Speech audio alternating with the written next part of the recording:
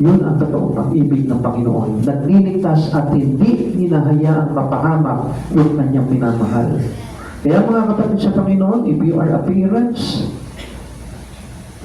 if you love your family, hindi mo papabayaan na mapahamak yung pamilya mo. Di ba hahayaan na wala sila sa Diyos? Hindi mo hahayaan na gumagawa sila ng masama. Kundi, papahayag mo sa kanila ang kabutihan upang nang sa ganun sila'y magkaroon ng kaligtasan. Question. Have you thanked your Lord today because He loves you? Sino ba yung mahal mo, di ba, sa Panginoong Jesucristo? Pinasalamatan mo na ba siya? O yung katabi mo na lang, mahal mo yan, pinasalamatan mo na ba yan? Sabi mo pa sa kanya na salamat na every time na nag-church ako, pinararamdam mo sa akin yung pag-ibig mo. O kaya naman sa mga magulang mo na laging nauulit sa iyo na dalig ka patagi sa church, pinasalamatan mo ba yan? Hindi mo na pinapasalamatan yung magulang mo dahil bigay ng bigay sa iyo ng mga pangangailangan mo. Hindi lang dahil pinag-aahain ka ng almusal, pinag-aahain ka ng tanghalian, ng hapunan. Kundi pasalamatan mo ang magulang mo na laging nangangulit sa'yo, anak, halika, sumama ka sa atin sa church. Anak, halika, mag-pray tayo. Anak, halika. Bakit? Kasi napakahalaga ng ginagawa nito. Dahil gusto kanya na magkaroon ng kaligtasan. Have you received Christ, the gift of His love? Tinanggap mo na ba si Jesus? Tinanggap mo na ba yung kaloob niya na pag-ibig na may kalakip na kaligtasan sa buhay na walang hanggan? Ito bro, dapat lamang siguro na pasalamatan mo ang Panginoon. Dapat lamang po na purihin mo ang Diyos. Dapat lamang na paglagangan mo siya ng iyong paglilingkod. Sapagkat ang pag-ibig ng Diyos ay may kalakip na kaloob. At ang kaloob nito ay buhay na walang hanggan. Now, are you carrying God's love to others? Kapag natanggap mo na yung pag-ibig ng Diyos, dalhin mo naman sa mga tao na nasa paligid mo. Sabihin mo, I will offer it to you, I will share it to you, the love that I received from my Lord and my Savior. Now, that was the true Christian who really in love with God. Yun yung totoong Kristiyano na totoong nagmamahal sa ating Panginoong Jesucristo. And you will save because of the love of Christ Jesus. Tayo pa lahat ay magsitayo. Salamat po sa Panginoon dahil tayo po'y inabot ng kanyang pag-ibig. This time, tayo pa lahat ay magpasalamat po sa ating Panginoong Jesucristo. Hallelujah, glory to Christ Jesus. Diyos, pinagapon ko iyo, pinagunan ng ito, hanggang kamatayan, kasasagalan upang magpahigis, as we are sinners of God's love, pagkakipagpapag, pasalamatan mo ang Panginoon dahil isa ka sa tamanggap ng pag-ibig ng Diyos na magkalapit na buhay na walang hanggan. We thank you, Lord Jesus. Hallelujah.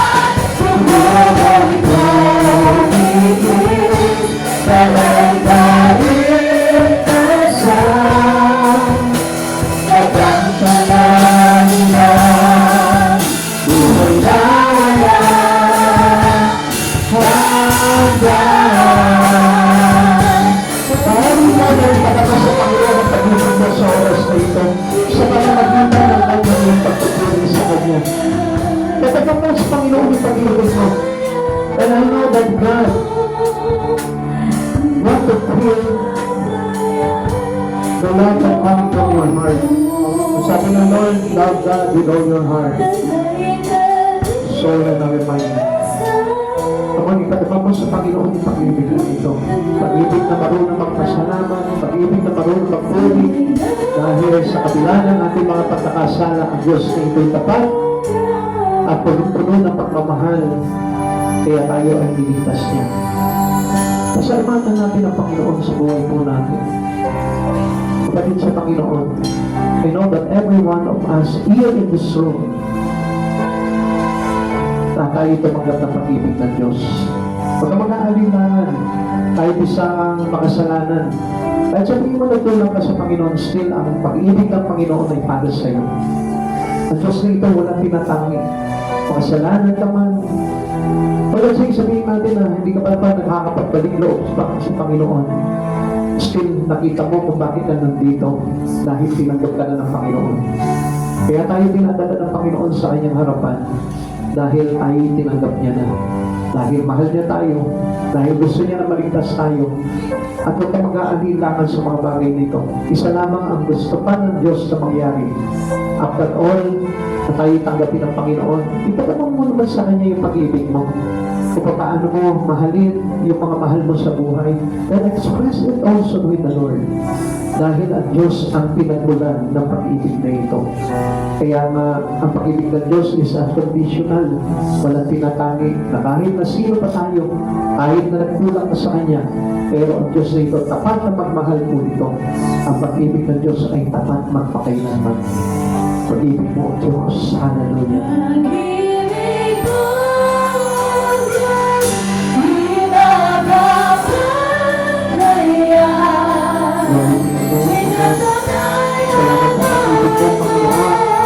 Salamat Panginoon, hindi natin po kami.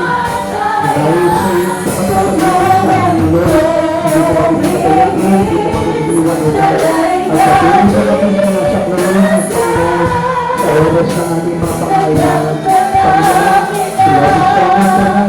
Kaya ako, Panginoon, ay ipagkakit namin ang pag-ibig namin sa iyo, Panginoon, ng Kristo. Kaya kami at yung musipan. Salamat po ito, Panginoon, Hallelujah, glory to Jesus.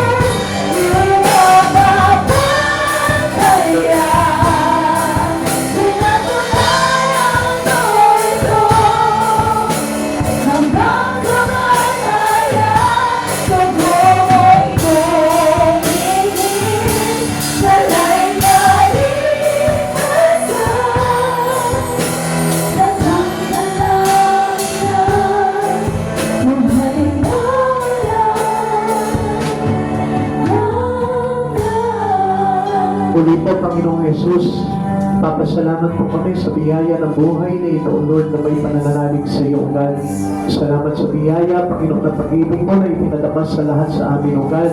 Lord, ikaw din Diyos na pag-ibig na nagligtas sa amin sa lahat ng aming mga pagkakasala. Tinubos mo kami, Panginoon, at dahil sa iyong banal na dugo, Panginoon, ay binuhos sa bawat isa, O God. Salamat po, Panginoon, na hugasan kami sa lahat ng aming karumihan, O God. Panginoon, maraming salamat sa iyong katapatan, O God. Hindi kami nagkulang sa lahat ng bagay, Panginoon, sapagkat ikaw ang Diyos na sapat para sa amin, O God. Panginoong Jesus, maraming salamat po sa buhay ng bawat isa sa amin ang narito ngayon, O God. Lord, sapagkat alam namin, O God, na ikaw ang Diyos na tumawag sa amin, Panginoon, upang muli, Panginoon, ay ibahagi mo sa amin ang biyaya ng kaligtasan, Panginoon, ng buhay na walang hanggan, O God. Maraming salamat po, O God. Ibinutulog ko po sa iyo ang bawat isa sa amin na narito ngayon, O God. Lord, hinihiling ko po sa iyo, Panginoon, ang pag-iingat po sa bawat isa sa amin, O God, at pagpapala mo, Panginoon, sa bawat buhay ng bawat isa, O God. Patuloy mo pasaganahin, Panginoon, ang aming mga buhay, Panginoon. Lord, pagpalain mo ng siksik-ligit ang mga tao na pagpapala, Panginoon, at bigyan mo po kami ng karunungang espiritual, O God, upang maunawaan natin ang kahalagahan mo, Panginoon, sa aming buhay, O God. Na sa ganon, Panginoon, hindi kami magkamali, Panginoon, sa aming pamumuhay sa mundo ito, Lord, at hindi kami madaya ng sanibot ng ito, O God. Pagkaman, Panginoon, kami, Panginoon, ay nagkulang sa iyo, Lord. Patuloy po na inihiling namin sa iyo, Panginoon, at punuin mo po kami, Panginoon, na mga bagay na kaalaman patungkol sa iyo, Lord, upang makita po namin, Panginoon, ang kahalagahan Panginoon, na mayroong Diyos sa aming buhay, O God.